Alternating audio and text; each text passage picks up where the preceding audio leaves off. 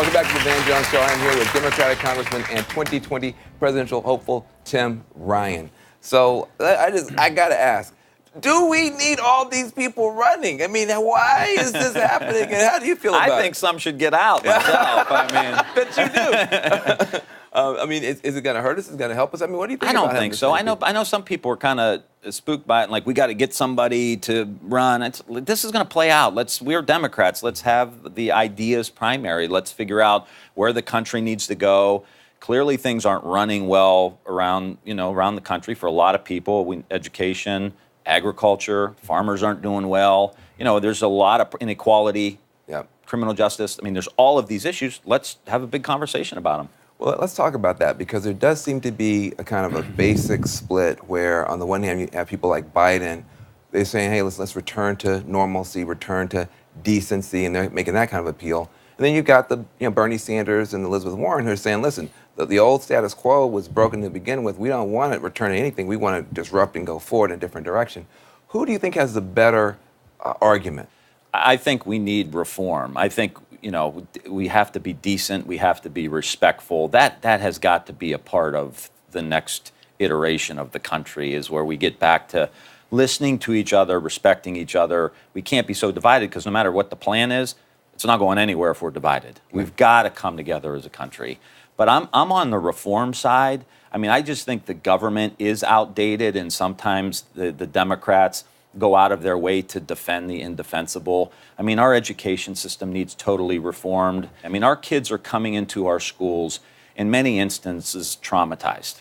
By what? Just life. Over 50% of the kids who go to our public schools are low income. I see. They live in homes that have violence. They live in communities that have violence. And what we've learned over the last 20 years is that when you're traumatized, you literally can't you're in fight or flight mode. You literally can't access the part of your brain that you need to learn. So I'm promoting reforms around social and emotional learning as a foundational component to educating our kids. This is so interesting to hear you talk about this, because one of the things I wanted to ask you is, sometimes you're so strong on the industrial working class stuff, and that's often read as white folks. Some of the same problems and pain you're talking about in some of those, declining white communities, they're right there in the black community, right there in the Latino community. Yeah. Can you talk a little bit about what's in your heart and in your plan and in your playbook for African American, Latino, Native American, for that part of the party? Absolutely. And I'm not the one who ever says, oh, Tim Ryan's just for white people. I mean, people don't understand. Youngstown, Ohio is almost 50% African American. Yeah. I mean, I've been representing these interests for a long time, and they are similar in a lot of ways. We have to get rid of the structural racism in the criminal justice system. That has to happen.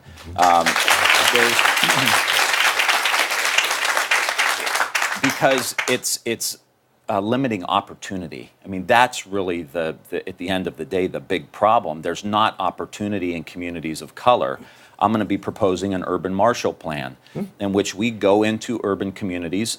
I think we've got to clean them up. I don't think there's any reason why we have to have the level of blight that we have. Right. Some of these towns have thousands and thousands of homes that need to come down. And downtowns that are empty as well. We need to invest in our downtowns. We need to renovate theaters, river walks, clean up our rivers, and entice businesses to come back to our community centers, especially in these small and mid-sized towns. I want a robust urban agriculture program in the United States. That's fresh. It is fresh, literally. Yeah. I want to get healthy food into these communities. We have high rates of diabetes, especially in communities of color, and it's largely based on the diets. So let's actually invest into healthy foods, clean up these towns, get schools with social and emotional learning and vocational training. Let's get prepared to compete against China in the 21st century. Listen, man, that sounds awesome. I think part of the challenge, you got great ideas. I mean, one of the things I noticed with you, you talk about the Green New Deal without talking about the Green New Deal. I mean, everything you're talking about, electric cars and all this sort of stuff, and the infrastructure. Like, I know what you're doing.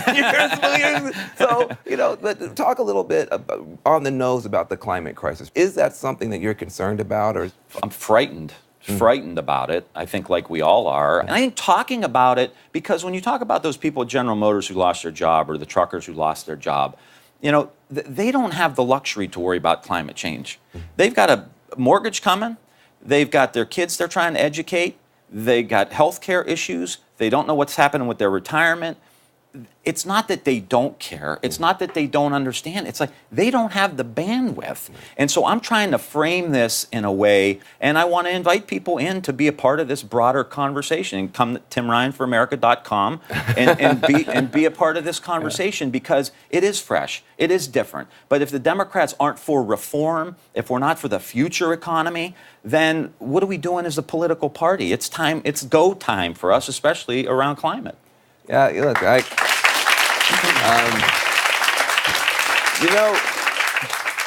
you seem like Biden with maybe more hair and forward leaning.